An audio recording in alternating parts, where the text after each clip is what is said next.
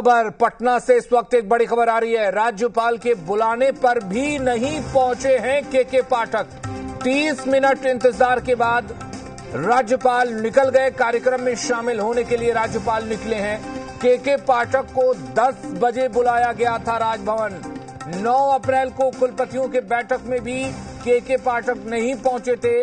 कुछ समय से राजभवन और के पाठक के बीच तकरार चल रही है और ऐसा माना जा रहा था कि आज जब के पाठक को राजभवन से बुलावा भेजा गया है तो के पाठक पहुंचेंगे, लेकिन आज भी के पाठक नहीं पहुंचे हैं।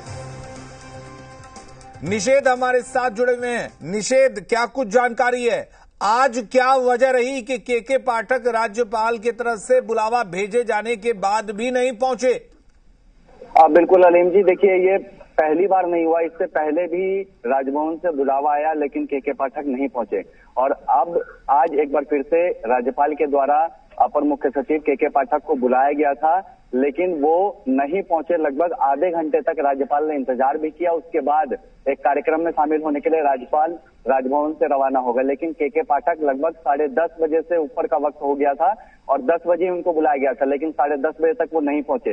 इससे पहले 9 अप्रैल को जो कुलपतियों की बैठक बुलाई गई थी उसमें भी जो अपर मुख्य सचिव है के पाठक वो नहीं पहुंचे थे और इसी बात के बाद, इसी बैठक के बाद जो राज्यपाल है वो काफी नाराज भी हुए थे। उन्होंने आपत्ति जताई थी, खेद जाहिर किया था और उसके बाद के पाठक से बातचीत करने के लिए आज बुलाया गया था, लेकिन आज भी वो नहीं पहुंचे और इससे साफ तौर पे ये समझा जा सकता है कि लगातार जो राजभवन है और शिक्षा विभाग है इसके बीच अनबन खुलकर सामने आ रहा है और कई बार जो बैठकें हैं वो बुलाई गई है। जब शिक्षा विभाग की बैठक बुलाई जाती है, के पाठक बैठक बुलाते हैं तो उस वक्त राजभवन से मना कर दिया जाता है जाने के लिए वीसी को, और जब राज्यपाल बुलाया जाता है राज्यपाल के द्वारा के पाठक को तो ये वहां पर नहीं जाते हैं। तो इससे साफ तौर पर समझा जा सकता है कि अनबन खुलकर सामने आ रहा है और जो जानकारी मिली है उसके मुताबिक जो यूनिवर्सिटी की परीक्षाएं हैं, सत्र हैं, उनको लेकर के तमाम बातें हैं, वो चर्चाएं होनी थी, लेकिन पाठक जी नहीं पहुंचे हैं और इसको लेकर के कोई भी बातचीत राज्यपाल से नहीं हो पाई है आज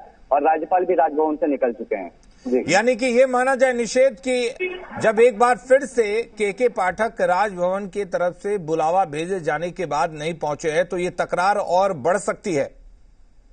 बिल्कुल, निश्चित तौर पे ये तकरार और बढ़ता हुआ ही दिख रहा है, क्योंकि अगर पिछले कुछ दिनों के घटनाक्रम को देखें तो जिस तरीके से के पाठक ने आपत्ति जताते हुए राजभवन को भी पत्र लिखा था और कहा था कि उन्होंने राज्यपाल से इस बात को कहा था कि चांसलर को यूनिवर्सिटी के अधिकारियों के बीच विद्रोह भड़काने और अराजकता पैदा करने की अनुमति है क्या।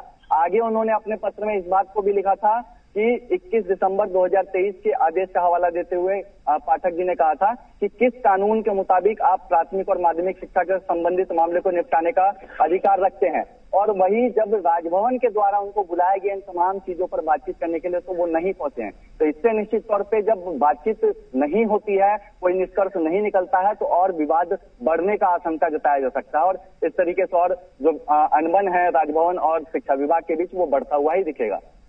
चलिए, बहुत शुक्रिया आपका निषेध तमाम जानकारी देने के लिए।